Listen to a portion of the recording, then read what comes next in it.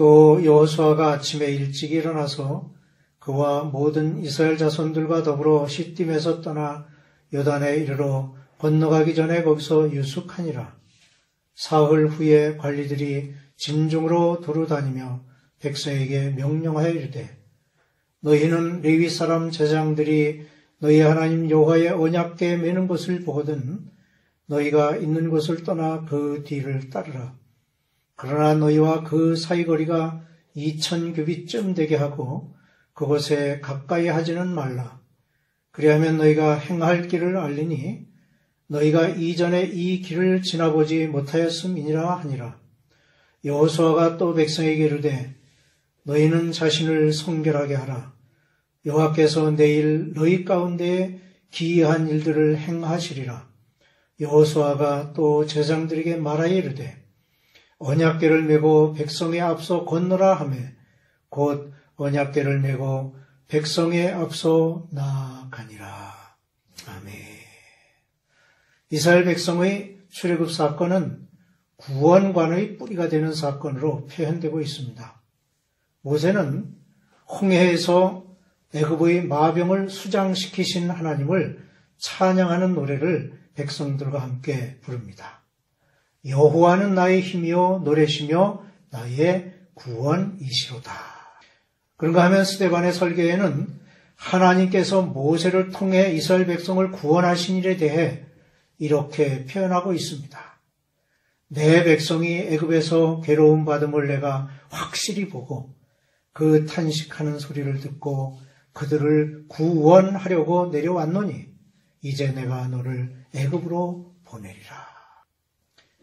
그리고 양을 잡아 그 피를 문 인방과 문설주에 발라 죽음의 사자가 그 집을 지나가게 한 것은 예수 그리스도의 속죄 양의 피 흘림으로 죄 가운데 있는 인류가 구원받게 되는 속죄제의 뿌리라 할 수 있고, 반석에서 물이 나온 것은 반석이신 예수 그리스도가 생수의 근원임을 보여주신 것입니다.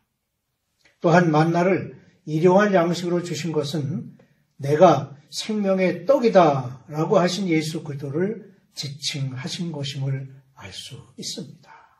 한편 출애굽 과정에서 두 가지 큰 기적, 즉 홍해를 육지같이 건넌 일과 요단강이 마린 땅이 되어 백성들이 건넌 일은 수많은 이적 사건들 중에서도 그 스케일 면에서나 특별한 의미를 담고 있는 것으로 각별한 기적의 사건이라 할 수 있습니다.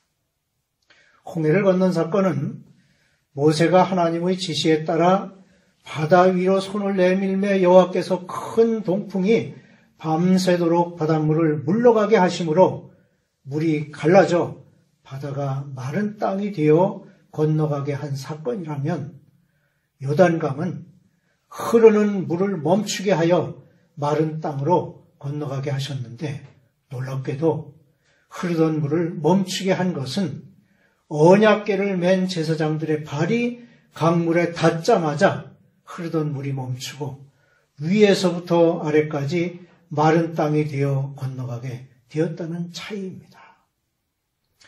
홍해를 육지같이 건넌 사건이 출애굽한 백성들로 하여금 앞으로 가야 할 광야 생활의 고됨을 감내할 수 있는 힘이 되었다면, 요단강을 건너는 기적은 앞으로 있게 될 가나안 족속들과의 힘겨운 정복 전쟁을 감당할 수 있는 담력을 얻게 했다는 의미를 담고 있습니다. 하나님께서는 믿음이 부족한 백성들에게 풍성한 체험으로 그의 은총을 보여주시기 위하여 요단을 건너게 하십니다. 마찬가지로 우리에게도 각각의 어려운 요단을 주십니다. 우리 성도들은 자신의 요단을 맞아 건너므로 하나님의 은혜를 체험하게 됩니다.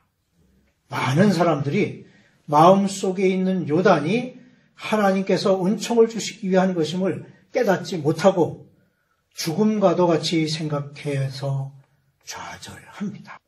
이스라엘 백성들이 요단강을 건넌 후 그들이 해야 할 일은 하나님의 말씀의 능력으로 적들을 물리치고 그들에게 주신 기업을 얻는 일이었습니다.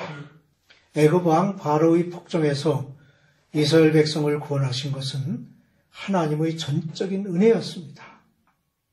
하지만 젖과 꿀이 흐르는 땅 가나안은 그냥 주어진 것이 아니라 하나님을 향한 확고한 믿음으로 말미암아 얻을 수 있는 것이었습니다. 첫째로 하나님의 경고의 말씀이 있습니다. 너희는 레위 사람 제사장들이 너희 하나님 여호와의 언약궤 매는 것을 보거든 너희가 있는 곳을 떠나 그 뒤를 따르라. 그러나 너희와 그 사이가 2000규빗쯤 되게 하고 그것에 가까이 하지는 말라고 3, 4절에 말씀합니다. 이 경고는 두 가지를 말씀하고 있는데 하나는 언약궤가 움직일 때 같이 움직이라는 것입니다. 언약궤는 하나님의 임재의 상징이며 약속의 증표입니다. 이는 영적인 성장에 있어서 결코 변치 말아야 하는 우리의 신앙 상태를 말합니다. 그러므로 우리는 언제 어디서나 주님을 따르기 위한 준비를 하고 있어야 하는 것입니다. 또 하나는 언약궤와 거리를 두고 따라가야 합니다. 약 1km 정도의 간격을 유지하며 따라가야 했습니다. 언약궤와 간격을 두도록 하신 것은 그들이 한 번도 이 길을 지나가 본 일이 없기 때문이며 또한 유한한 인간이 무한하신 하나님과 결코 가까이 할 수 없는 존재라는 사실 때문입니다. 이전에는 지나보지 못한 그 길을 갈 수 있는 것 역시 전적으로 하나님께 의존함으로써 들어갈 수 있음을 보여주고 있는 것입니다. 그러므로 우리 앞에서 인도하시는 하나님의 언약궤, 즉 예수 그리스도를 따라가야 우리는 새로운 길로 갈 수 있습니다. 둘째로 준비가 필요합니다. 너희는 자신을 성결하게 하라고 하십니다. 하나님께서는 새로운 행로를 가게 되는 중요한 순간마다 성결하게 준비하도록 하십니다.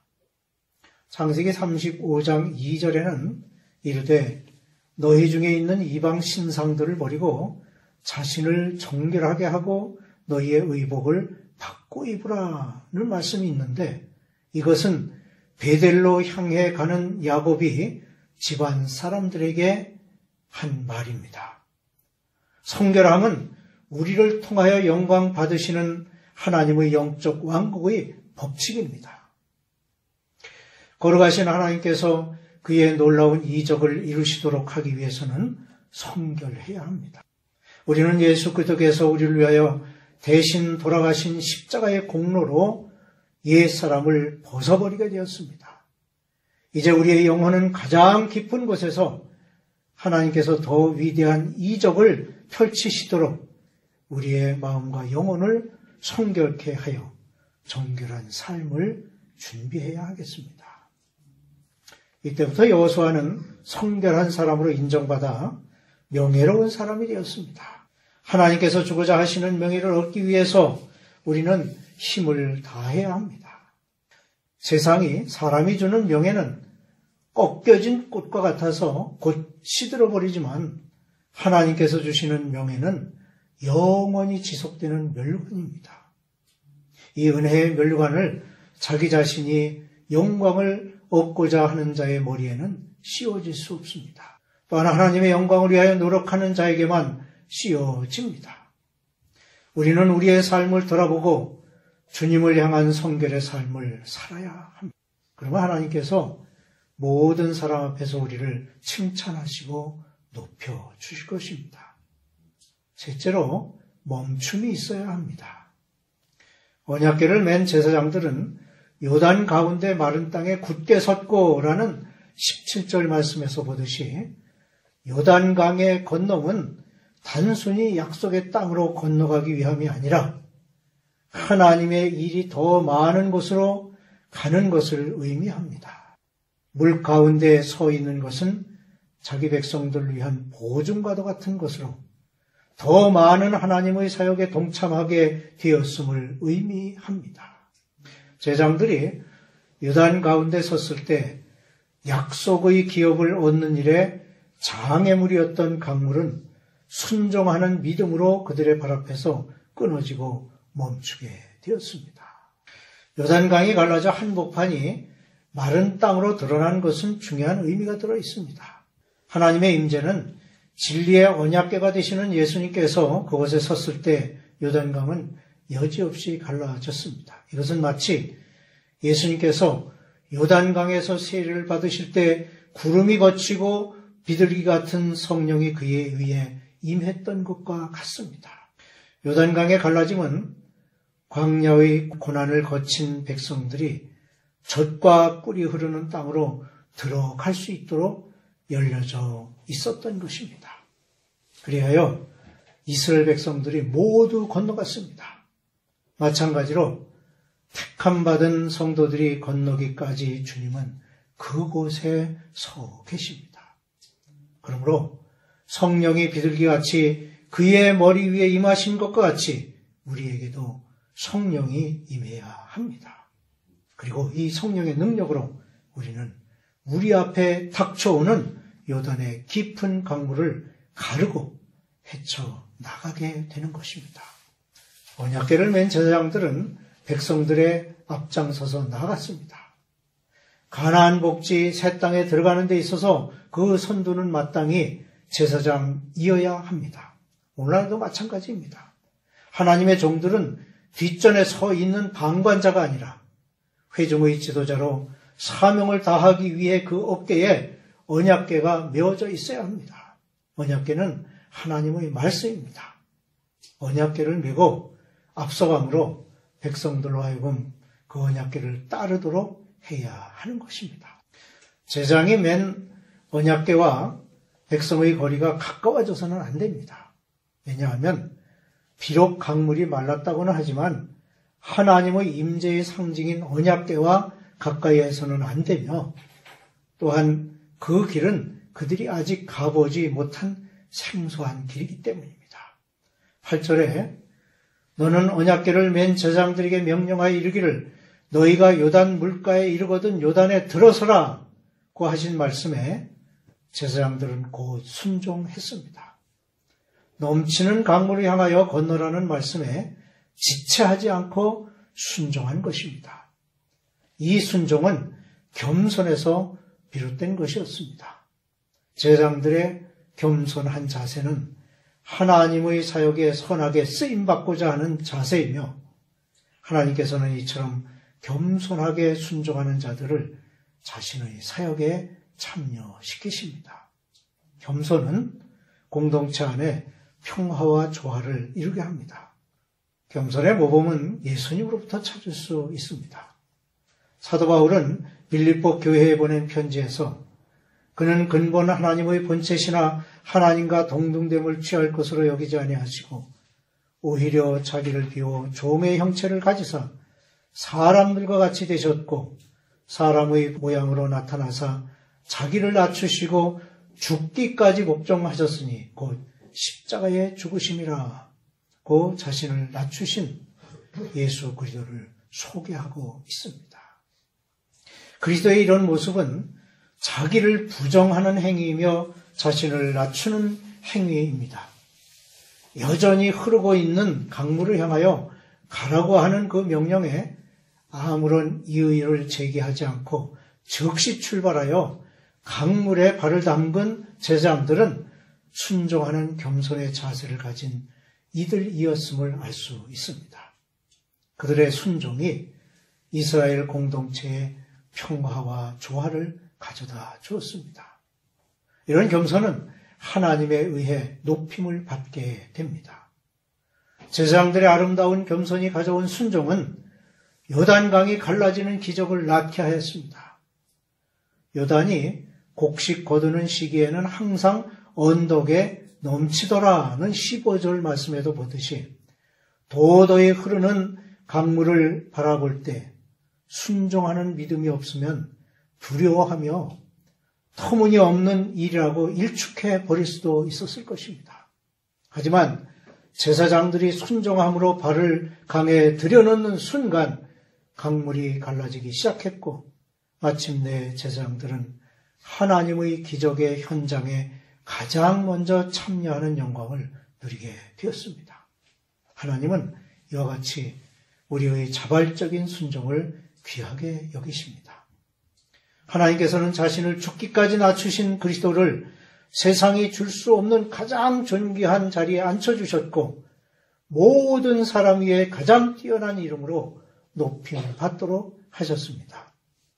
요단강을 건넌 이스라엘 백성들은 자손 대대로 요단강 사건을 이야기할 것입니다.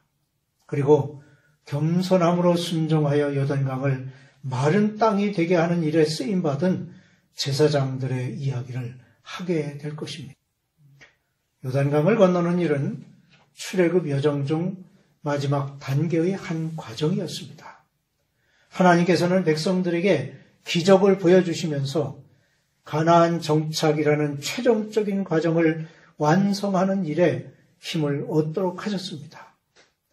기적을 베푸셨지만 이 일에는 인간의 순종과 믿음이 있어야만 했습니다. 여호수아의 명령에 겸손한 마음으로 순종한 제사장들의 믿음이 요단강 도하를 성공적으로 이루도록 하였습니다. 우리 또한 하나님의 사역에 겸손히 순종함으로 그분의 뜻을 이루는 데 쓰임받는 성도가 되시기를 주님의 이름으로 축원합니다. 아멘.